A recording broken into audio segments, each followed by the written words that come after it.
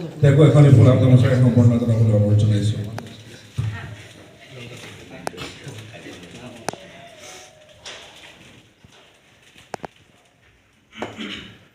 ৰাখী শইকীয়া বাইদেউ আমাৰ মাজত আছে। ৰাখী শইকীয়া বাইদেউক এখন ফুলাম গামোচাৰে সম্বৰ্ধনা জনাবলৈ অনুৰোধ জনাইছোঁ।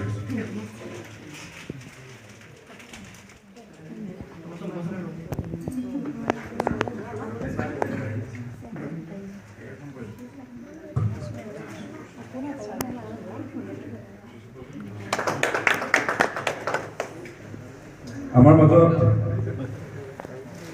ধনশী মহকুমাৰ সংগীতৰ লগত জড়িত এজন আমাৰ সকলোৱে মৰমৰ তাপস প্ৰতীক বৰা ডাঙৰীয়া আছে। তেখেতক এখন ফুলাম গামোচাৰে সম্বৰ্ধনা জনাবলৈ অনুৰোধ জনাইছোঁ।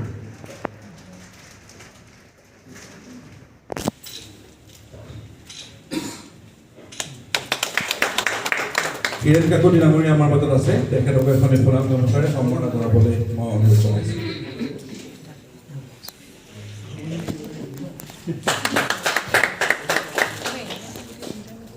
ধনশী মহকুমা চুতীয়া ছাত্ৰ সন্থা আৰু ধনশী মহকুমা ছাত্ৰ সন্থাৰ বিষয়ববীয়া আছে। তেওঁলোকক এখন এই ফুলাম গামোচাৰে সম্বৰ্ধনা জনাবলৈ মই প্ৰথমতে ছাত্ৰ সন্থাৰ বিষয়ববীয়া মিলন গৈৰী আৰু চুতীয়া ছাত্ৰ সন্থাৰ সন্মানীয় সভাপতি অভিজিত চুতীয়াকো শইকীয়াকো মই সন্মুখলৈ আহিবলৈ অনুৰোধ জনাইছোঁ। আৰু দুয়োকে এখন ফুলাম গামোচাৰে সম্বৰ্ধনা জনাবলৈ মই অনুৰোধ জনাইছোঁ।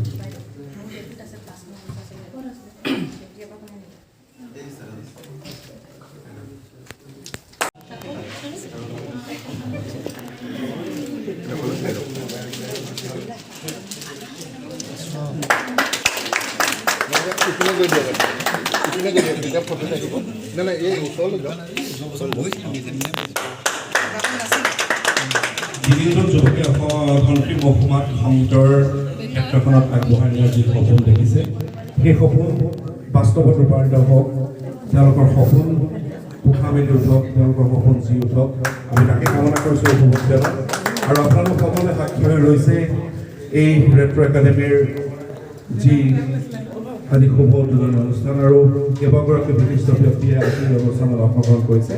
আমি ৰেট্ৰ' মিউজিক একাডেমীৰ পৰিয়ালৰ তৰফৰ পৰা সকলোকে ধন্যবাদ আৰু কৃতজ্ঞতা জ্ঞাপন কৰিছোঁ।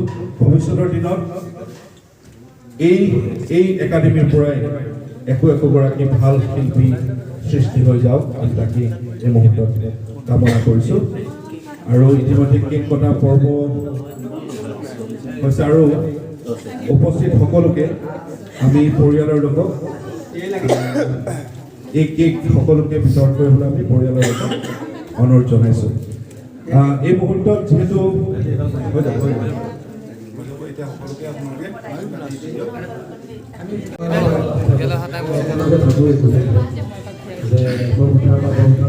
এটা হ'বলৈ খুব ভাল লাগে যে আমাৰ ইয়াৰ পৰা বেণ্ড সৃষ্টি হ'ব লাগে, এনেকুৱা এটা বেণ্ড নহয় যে মোৰ লগতে বজাব পাৰে, আমাৰ লগতে বজাব, বিভিন্ন জেগাত যাব পাৰে, ৰাষ্ট্ৰীয় পৰ্যায়ত আন্তঃৰাষ্ট্ৰীয় পৰ্যায়ত। যিহেতু আমাৰ অসমৰ এতিয়া মিউজিচিয়ান বহুত মানে আন্তঃৰাষ্ট্ৰীয় পৰ্যায়ত প্ৰতিষ্ঠা লাভ কৰি আছে। আমাৰ খুব চিনাকি, সকলোৰে চিনাকি, যোৰহাটৰ আছে, গুৱাহাটী আছে, সুনীল চৌহান, অৰিজিত সিং, সকলোৰে লগত বজাই আছে। এনেকুৱা ক্ষেত্ৰত আচলতে এইটো এটা খুব ধুনীয়া প্লেটফৰ্ম হ'ব পৰ্বতৰ কাৰণে, আমাৰ পৰ্বতৰ ধনশীলভাগীৰ কাৰণে। আৰু গোটেইকেইটাই খুব প্ৰতিভাসম্পন্ন, মৌচুম, কাকু হওক, অনুপম আৰু পৰ্বতৰ ধনশীল, গোলাঘাট যি অনুষ্ঠানেই নহওক তেওঁলোকে বজাই আহিছে। আৰু এইটো খুব ভাল প্ৰচেষ্টা হ'ব, আমি শিকাই পেলাই ইয়াৰ পৰা যাতে আৰু প্ৰতিভা আমাৰ অসমৰ মাজত প্ৰতিষ্ঠা লাভ কৰি ৰাষ্ট্ৰীয় পৰ্যায়ত আন্তঃৰাষ্ট্ৰীয় পৰ্যায়ত প্ৰতিষ্ঠা লাভ কৰি আশা কৰিছোঁ। আৰু অকল তেওঁ তিনিজনৰে একাডেমীখন নহয়, আমাৰ সকলোৰে এখন মিউজিক একাডেমী, সকলোৱে যাতে একাডেমীখনক যি দৰকাৰ আছে, যি সহায় আছে, আমি নিজৰ ফালৰ পৰা কৰি আৰু কিমান ওপৰলৈ আমি লৈ যাব পাৰোঁ তাৰ কামনা কৰিছোঁ যে সেইটো হ'ব, ফুলফিল হ'ব লাগে। আৰু যাতে আজি ইয়াত কৰিছে আৰু চাগে 5 বছৰৰ পিছত বা আৰু পিছত এটা নিজৰ একদম নিজস্ব এটা জেগাত যাতে এখন ডাঙৰ ৰেট্ৰ' মিউজিক একাডেমী প্ৰতিষ্ঠা লাভ কৰি আশা কৰিছোঁ। আৰু যিটো সফল হ'ব বুলি মই ভাবোঁ, কাৰণ আমি সকলো জড়িত হৈ আছোঁ এখন নিজৰ একাডেমী। মোৰ মাজত বহুত বহুত মৰম আৰু বহুত বহুত শুভেচ্ছা। ধন্যবাদ। আমি আচুৰ্যৰ পৰা সকলোৱে আচলতে এটা গীত শুনিম অকণমান গুণগুণাই দিব কিন্তু তাৰ পৰা মুহূৰ্তত মই ৰেট্ৰ' মিউজিক একাডেমীৰ বিষয়ে আচলতে মই এজন ৰেট্ৰ' মিউজিক একাডেমীৰ লগত জড়িত ব্যক্তিক মই চিনাকি কৰি দিব বিচাৰিছোঁ শংকাৰ গগৈ যিয়ে খুব এজন ভাল চিত্ৰশিল্পী অকণমান সন্মুখভাগত যাবলৈ অনুৰোধ জনাইছোঁ খুব ভাল চিত্ৰশিল্পী তেওঁৱেই ইয়াত আৰ্টৰ প্ৰশিক্ষণ দিব গতিকে ৰেট্ৰ' মিউজিক একাডেমীৰ বিষয়ে অকণমান ক'বলৈ মই শংকাৰক অনুৰোধ জনাইছোঁ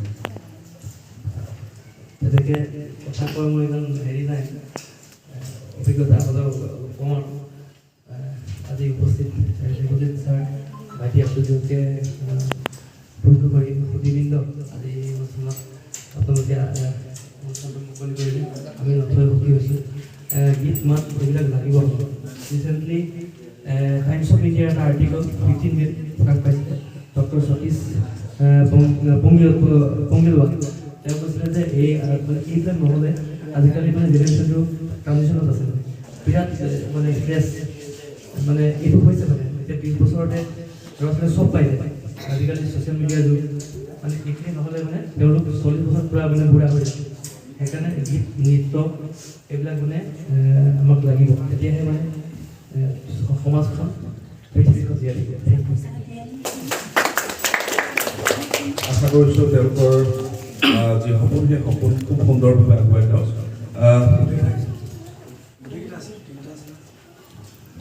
মানে মানুহে মোক কৈ থৈছিলে আগতীয়াকৈ যে কথা ক'বলৈ তেওঁলোকে মৌচুমে খুব ভাল কথা কয় বুলি গম পাইছে অকণমান কেনেকৈ সপোনটো পোখা মেলিছে ৰাইজক অকণমান ক'বলৈ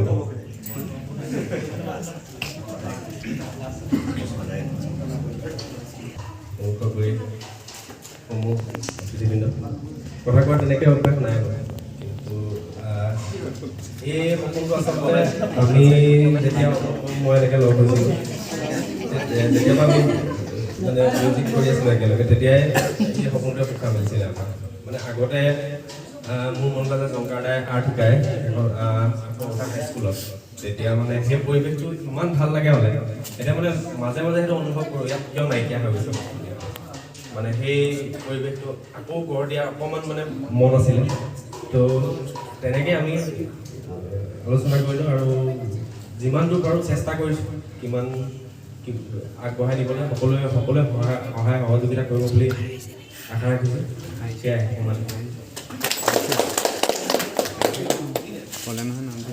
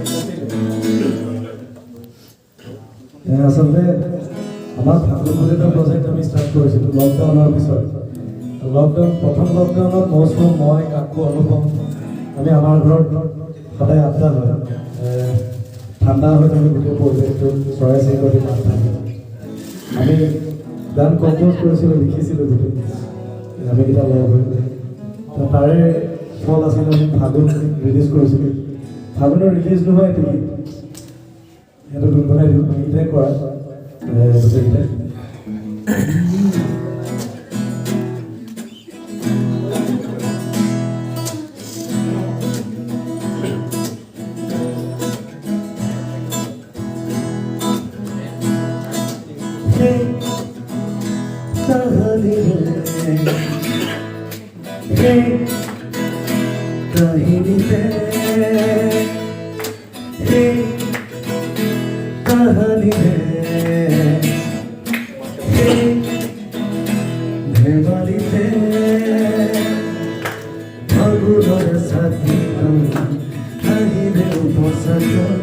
জীবনে মাততে লিখি আখৰাবোৰতে লিখি থোৱা আছে বিচৰা আজি